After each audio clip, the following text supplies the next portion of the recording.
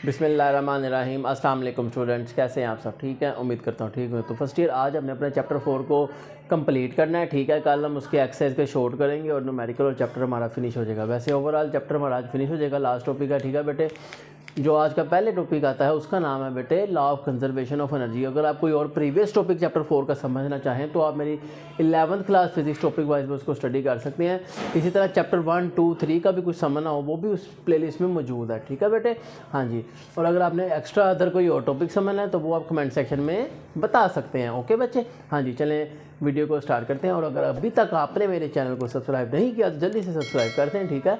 और bell icon को भी प्रेस कर दें, ठीक है बेटे, ताकि लेटेस्ट आने वाली लेक्चर्स आप तक टाइमली पहुंच सकें और आप उनको प्रिपेयर कर सकें। ठीक है बेटे, हाँ जी। चलिए वीडियो को स्टार्ट करते हैं। सबसे पहले बेटे इसकी ना एक डेफिनेशन है, law of conservation of energy.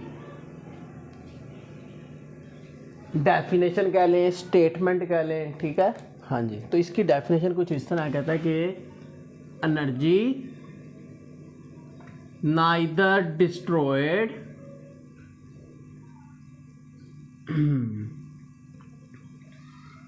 nor created but convert one form into another।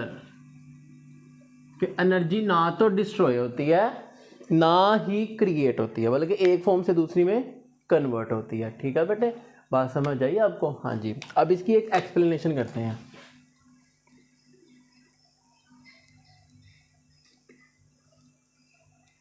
वो हमने कल पढ़ा था, अगर आपको याद हो, inter conversion of kinetic potential. हमने देखा था कि when an object is fall from a height h, ठीक है ना, हमने क्या चेंजेस देखे? It's potential energy convert into kinetic energy.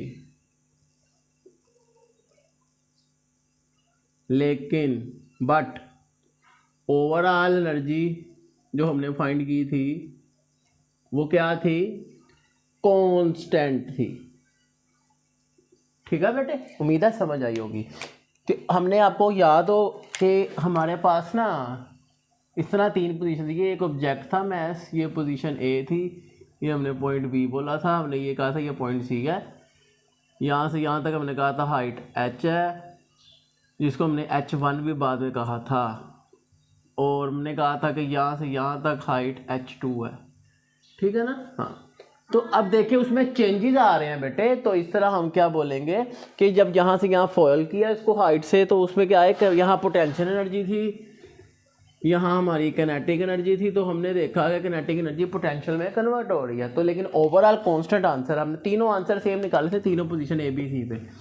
तो इस तरह बेटे इसका आप एक्सप्रेशन भी बता सकते हैं, मैथमेटिकल भी बता सकते हैं। वो क्या है कि हमने कहा कि काइनेटिक एनर्जी और पोटेंशियल आपस में एक दूसरे में कन्वर्ट हुआ है ना। पोटेंशियल, हमने कहा कि potential energy plus kinetic energy is equal to constant. तो बेटे ये हमारा एक शॉर्ट क्वेश्चन है, law of conservation of energy. उम्मीद है आपको समझ आ गई होगी, ठीक है। जी, अगर कोई क्वेश्चन हो आप पूछ सकते हैं, ठीक है। चले चलते हैं नेक्स्ट क्वेश्चन की तरफ, जो है हमारा नॉन कंजर्वेशन एनर्जी। ठीक है ना, नॉन कन्वर्जेशनल एनर्जी। हम अगर कोई और प्रीवियस टॉपिक चैप्टर 4 का समझना चाहें तो आप मेरी 11th class physics topic wise में उसको स्टडी कर सकते हैं। इसी तरह चैप्टर 1, 2, 3 का भी कुछ समझना हो वो भी उस प्लेलिस्ट में मौजूद है। ठीक है बेटे, अगर आपने एक्स्ट्रा अदर कोई और टॉपिक समझना है तो वो आप कमेंट सेक्शन में बता सकते हैं। ओके, अभी तक आपने मेरे चैनल को सब्सक्राइब नहीं किया तो जल्दी से सब्सक्राइब करते हैं, ठीक है। और बेल आइकन को भी प्रेस कर दें, ठीक है बेटे, ताकि लेटेस्ट आने वाली लेक्चर्स आप तक टाइमली पहुंच सकें और आप उनको प्रिपेयर कर सकें। ठीक है बेटे, हाँ जी।